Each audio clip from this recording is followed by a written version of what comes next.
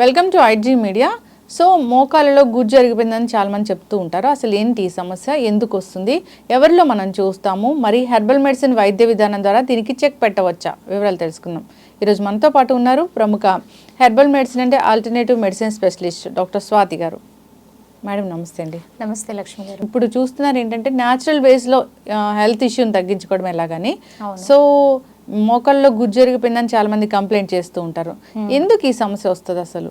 Okay, ఇప్పుడు మోకాళ్ళ నొప్పులు అనగానే ఫస్ట్ మనం గమనించుకోవాల్సింది ఏంటంటే పేషెంట్స్ మనకు చెప్తారు, ఎవరైతే దీని నుంచి సఫర్ అవుతూ ఉంటారో మోకాళ్ళు నడుస్తున్నప్పుడు బాగా నొప్పిగా ఉంది, స్వెల్ అవుతూ ఉంటాయి మోకాళ్ళ చుట్టూరు, అలాగే వాళ్ళకి మెట్లెక్కి దిగాలన్నా కష్టంగా ఉంటుంది. ఫిజికల్ మూమెంట్ అనేది చాలా దెబ్బతింటుంది. దీనికి మెయిన్ కారణం ఏంటంటే ఏదైతే మోకాళ్ళ ఒక స్ట్రక్చర్లో మధ్యలో మనకి ఏదైతే గుజ్జులాగా పనిచేస్తుందో లిక్విడ్, అది డ్రై అవుతూ వస్తుంది. దీనికి చాలా కారణాలు ఉంటాయి. ఎందుకు డ్రై అవుతుంది అనేది తెలుసుకొని దాని జాగ్రత్తలు తీసుకోవాలి. ఇప్పుడు చిన్న వయసు 20 ఏళ్ళు అనుకోండి, 30 ఏళ్ళు 40 ఏళ్ళు వచ్చేటప్పుడు ఇవన్నీ స్టార్ట్ అవుతూ ఉంటాయి. ఎప్పుడైతే మీకు కొంచెం పెయిన్గా అనిపిస్తుందో, మొబిలిటీలో కష్టంగా ఉంటుందో అప్పుడే మనం జాగ్రత్త తీసుకోవాలి. సో దీనివల్ల ఏమవుతుందంటే ఇది ఒకటే కారణం కాదు, అదర్ హెల్త్ ఇష్యూస్ ఉన్న వాళ్ళకి కూడా ఇటువంటి ప్రాబ్లమ్స్ వస్తాయి. ఆస్టియో ఆర్థరైటిస్ అని దాంట్లో కూడా మనకి ఈ సైనోవియల్ ఫ్లూయిడ్ అని ఉంటుంది, అది చాలా ఇంపార్టెంట్ అనమాట.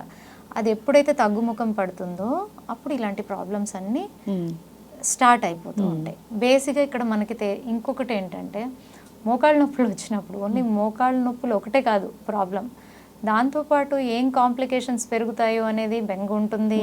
అన్నిటికన్నా ముఖ్యం బాడీ వెయిట్. బాడీ వెయిట్ని పెరగకుండా కాపాడుకోవడానికి పాపం ఫుడ్ కూడా తగ్గించుకుంటూ వచ్చేస్తుంది. అది తగ్గించుకోవడంలో తప్పలేదు, కానీ అక్కడ న్యూట్రిషన్ ఫాలో అవ్వరు. ఎప్పుడైతే మనం న్యూట్రిషన్ ఫాలో అవ్వమో ఆల్రెడీ ప్రాబ్లం ఉంది, అది ఇంకా దెబ్బతింటూ వస్తుంది.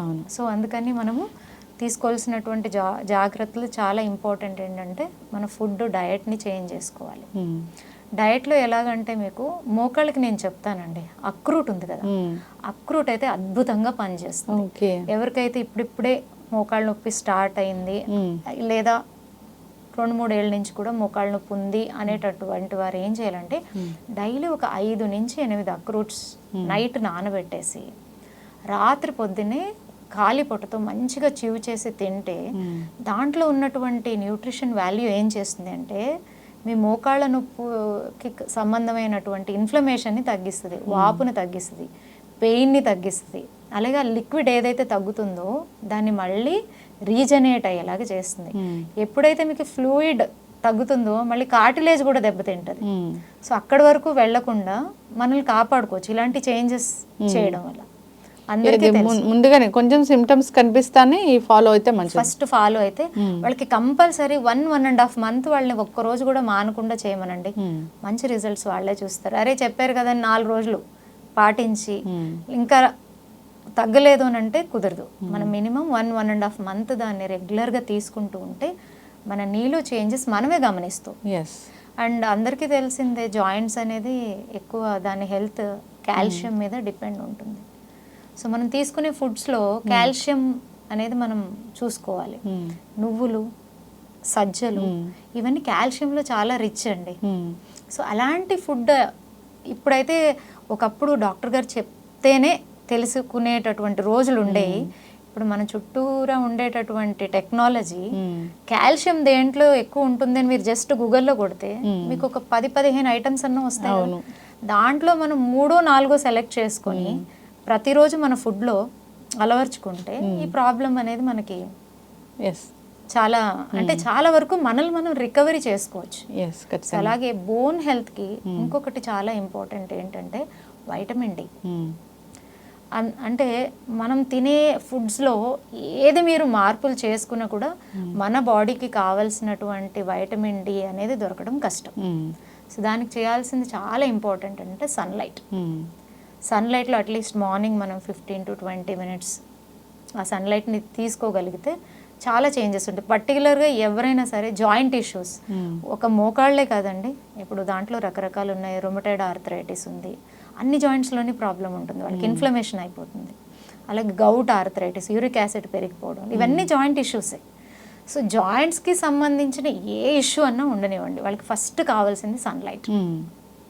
అలాగే మనం ఫుడ్లో కాల్షియం మిల్క్లో కూడా ఎక్కువగా ఉంటుంది కదా, చిన్న చిన్న చేంజెస్ అట్లీస్ట్ మనం డే టు డే మన రొటీన్ని మార్చుకుంటే చాలా వరకు మనకి న్యూట్రిషన్ డెఫిషియన్సీ అసలు మెయిన్ రీజన్ అనేది అన్ని రోగాలకి. అండ్ జాయింట్ ఇష్యూ ఉన్న వాళ్ళు కంపల్సరీ ఇవన్నీ జాగ్రత్త తీసుకోవాలి. అండ్ వీళ్ళకి అన్నిటికన్నా ముఖ్యమైనది మసాజెస్ చాలా హెల్ప్ చేస్తాయి బాడీకి. శరీరంలో మనకేంటంటే వాతం అనేది ఎక్కువగా ఉన్నప్పుడు ఈ జాయింట్ ప్రాబ్లమ్స్ అన్నీ వచ్చేస్తూ ఉంటాయి. ఏమి లేదు, మనకు మనమే టైం దొరికినప్పుడు నువ్వుల నూనె, ఆవ నూనె అలాంటివి తీసుకుని మంచిగా మన చేతుల్ని మన కాళ్ళని మసాజ్ చేసుకుంటూ ఉంటే సర్క్యులేషన్ బాగా అవుతుంది. ఇప్పుడు మొత్తం శరీరం అంతా మనం మసాజ్ తీసుకోవడానికి టైం ఉండదండి, ఓన్లీ పాదాన్ని తీసుకోవచ్చు. ఒక పాదం మసాజ్ చేయడం వల్ల మీ శరీరం మొత్తం ఆటోమేటిక్గా ఆ మసాజ్ ఒక ఎఫెక్ట్ శరీరం మొత్తం ఉంటుంది అనమాట. సో ఇది వారంలో ఒక్కరోజు చేసుకోవచ్చు కదా. సో ఇలాంటివి చేయాలి.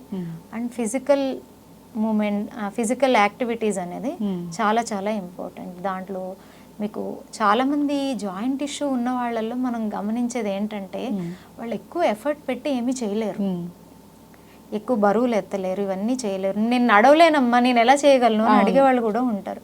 వాళ్ళు కూర్చున్న చోటే చిన్న చిన్న సూక్ష్మ వ్యాయామాలు చేసుకోవచ్చు.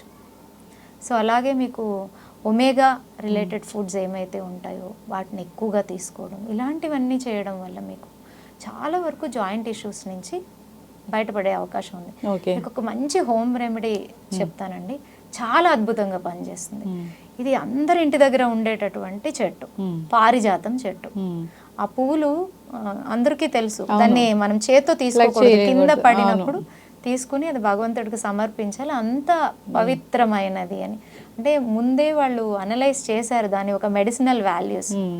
అందుకే దాన్ని పిక్ చేయకూడదు, ఎందుకంటే అది మనం పిక్ చేసినప్పుడు ఏమవుతుందండి, మనల్ని ఎవరైనా పిన్ చేస్తే ఏమవుతుంది, పెయిన్ వస్తుంది. అది పెయిన్నే తీసేటటువంటి ప్లాంట్ కాబట్టి దాన్ని మనము పిక్ చేయకూడదనే ఉద్దేశంతో గురువులు పెట్టినట్టు ఉన్నారు. సో ఇది ఎలాగంటే ఈ ప్లాంట్కి లీవ్స్ ఉంటాయి కదా, 8 to 10 లీవ్స్ తీసుకోవాలి. తీసుకుని దాన్ని కొంచెం మంచిగా స్మాష్ చేసేసి దానికి ఒక గ్లాస్ ఆఫ్ వాటర్ యాడ్ చేసి దాన్ని మంచిగా బాయిల్ చేయాలి. బాయిల్ చేసేటప్పుడు కొంచెం జింజర్ని యాడ్ చేయడం వల్ల దాని ఒక మెడిసినల్ వాల్యూ ఇంకా పెరుగుతుంది. దాన్ని మనం ఫిల్టర్ చేసుకొని టీ లాగా తాగాలి.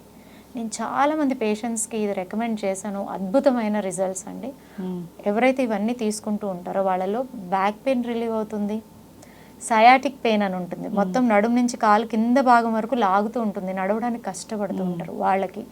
ఈ నీ పెయిన్లో ఇది ఎంత అద్భుతంగా పనిచేస్తుంది అంటే ఇది ఆ గుజ్జుని కరగనివ్వదు, ఆ కరిగినటువంటి గుజ్జు బాగా తయారవుతుంది, కార్టిలేజ్ని డ్యామేజ్ అవనివ్వదు, అలాగే ఆ వాపులంతా తీసేస్తుంది, పెయిన్ని రిలీవ్ చేస్తుంది. చాలా అద్భుతమైంది.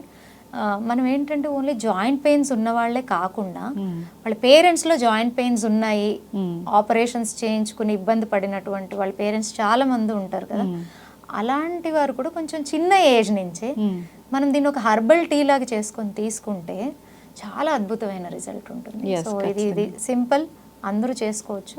సో ఇది వాడిన తర్వాత వాళ్ళే కమెంట్ చేస్తారు అనుకోండి.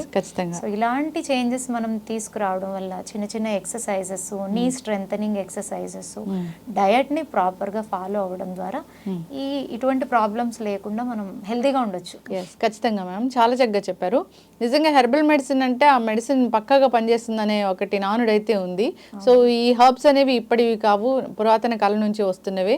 సో ఇప్పుడు ప్రాచీన ఆయుర్వేద గ్రంథాల్లో వీటి గురించి చాలా చక్కగా చెప్పడం కూడా జరిగింది.